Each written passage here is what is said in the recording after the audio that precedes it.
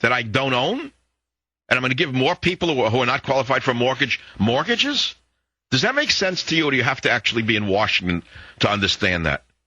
I guess you have to be a member of the Obermensch. Does anybody know who this character is who called Ted Kennedy an Obermensch? Doug Brinkley. Anybody ever hear of him? I never heard of him. Missouri, John, quickly, who was this guy? Doug Brinkley is the historian who wrote Tour of Duty, which was John Kerry's authorized. Oh, he's the scribe of choice for the Obermensch. Ah, very famous individual, I suppose. Savage. The Savage Nation. Takes the news and tears it apart and puts it back together in a way that I can understand it. Talk 910 KNEW.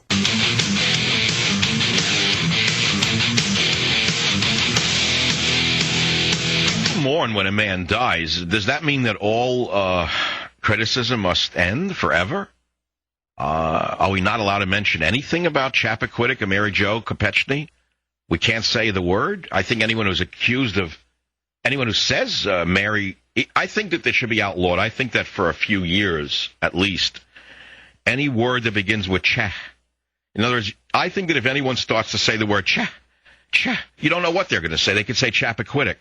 And that's just impolite amongst the Obermensch. And I believe that there should be a law passed immediately by the Obama administration that if anyone starts to use the word, any word that begins with cha, it could be chaps, it could be chapstick, or it might even become Chappaquiddick, and there you are. And you don't want to hear the word Chappaquiddick because it'll unravel Obamacare, which is now Kennedy Care.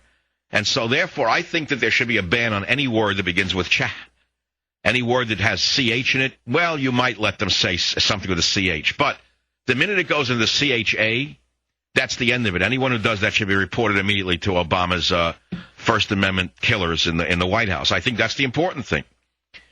Chastity, I don't know if you're allowed to. Well, think of all the words that would be eliminated if you couldn't say cha in America. The minute you hear someone say cha, there'd be a special 911 number you could call, and you could report to the White House that somebody started to use the word Chappaquiddick, and they should be investigated by the Department of Homeland Investigations as a Department of Kennedy Inquisition or something like that.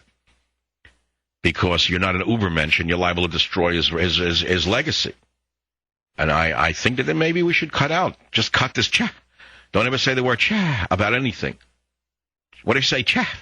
What if you're in the Air Force and you're just discussing flying a jet, and you say, well, the way we protect ourselves, sir, is by releasing cha, and then you're immediately stopped and reported to the Obama minions, most of whom are illiterates from the gutters of Oakland, who are just communists who hate America.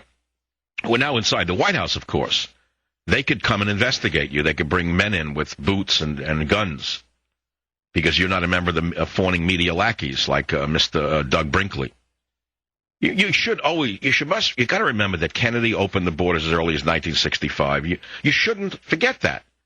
But don't ever say, Chappaquiddick.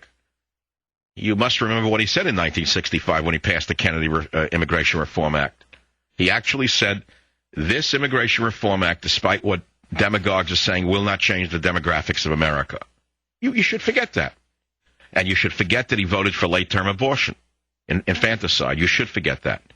And you should forget that he voted no on a constitutional ban on flag desecration. That's because he believes flag desecration is an expression of freedom.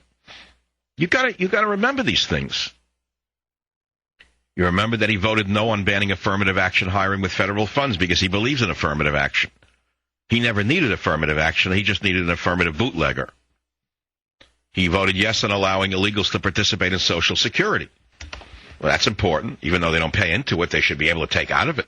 That's the American way. He voted yes on allowing illegals to participate in Social Security. As I said, even though they don't put into it, they do take out of it. And that's the important thing, is to bankrupt it.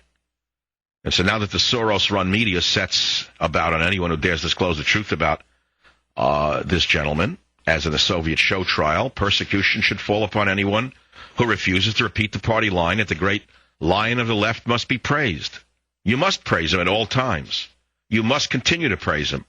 You must never refer to his recklessness or his record of destructive social engineering, or else, well, one of the gents from the gutters of Oakland who are now inside the White House might come down with a squad to investigate you, or even the woman who passes the Dorch. Chicago. Tom, welcome to the Savage Nation. Yes, I believe I know what a dorch is. What is a Dorch? I believe it's a hammer and sickle.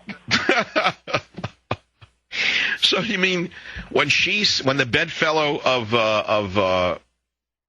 well, she wouldn't be a bedfellow. What do you call a woman who's in bed with you politically? That's interesting. Are they bedfellows or bed matrons? The bed matron, the liberal bed matron, we're going to call her Arianna Huffington. I've coined a new phrase.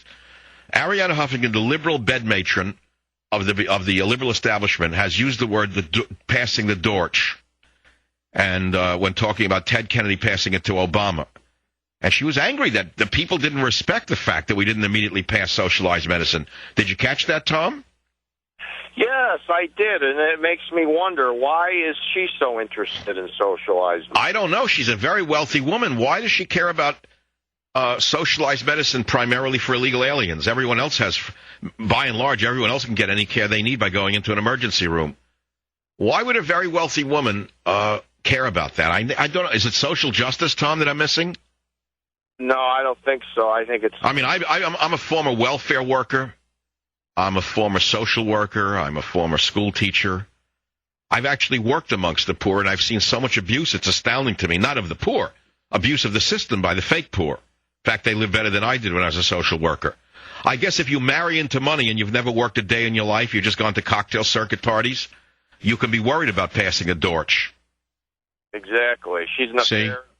But does a Dorch, in your mind, looks like a hammer and sickle?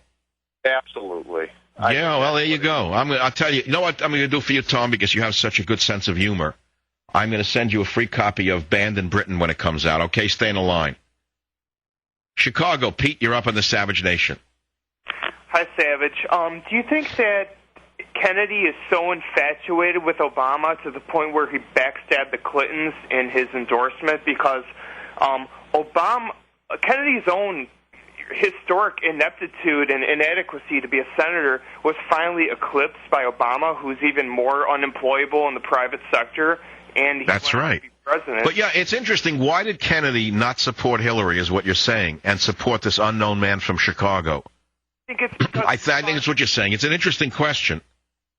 I think Obama was the only man to ever, in a strange way, legitimize Kennedy's candidacy. I think there's something less logical. I mean, let's look at Obama is from Chicago, right? After Kenya.